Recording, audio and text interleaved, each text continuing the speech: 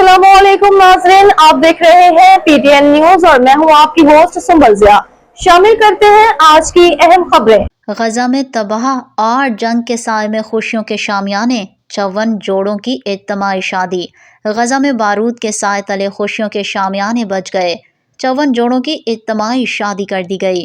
खुशियों की इस तकरीब में 21,000 से ज़ायद अफराद ने शिरकत की, जो गजा के अवाम के लिए उम्मीद और हौसले की अलामत बन गई। आलमी मीडिया की रिपोर्ट के मुताबिक ये इज्तिमाई शादी गजा के इलाके खान यूनुस में मुनाकिद हुई, जिसमें शामिल दुल्हनों ने तबाहशुदा इमारतों के साए तले हाथों में हाथ डाले अपनी नई जिंदगी की जानिब सफ़र का आगाज़ किया। इन दुल्हनों में 27 साला ईमान हसन लुआ भी शामिल थीं, जिन्हें रास्ते में मौजूद शहरी हाथ हिलाकर मुबारकबाद देते रहे।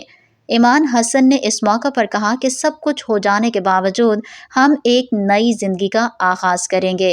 अल्लाह ने चाहा तो इस जंग का खात्मा होगा।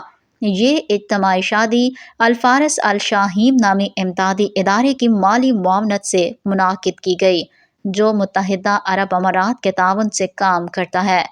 इदारे ने न सिर्फ तकरीब का एहतमाम किया, बल्कि नौबिहाता जोड़ों को नई जिंदगी शुरू करने में मदद के लिए नकद सलामी और ज़रूरी घरेलू सामान भी फराहम किया। न्यूज स्टूडियो से अब तक के लिए इतना ही। मज़ीद खबरों और अपडेट्स के लिए देखते रहें पीटीएन न्यूज। अल्लाह निगहबान।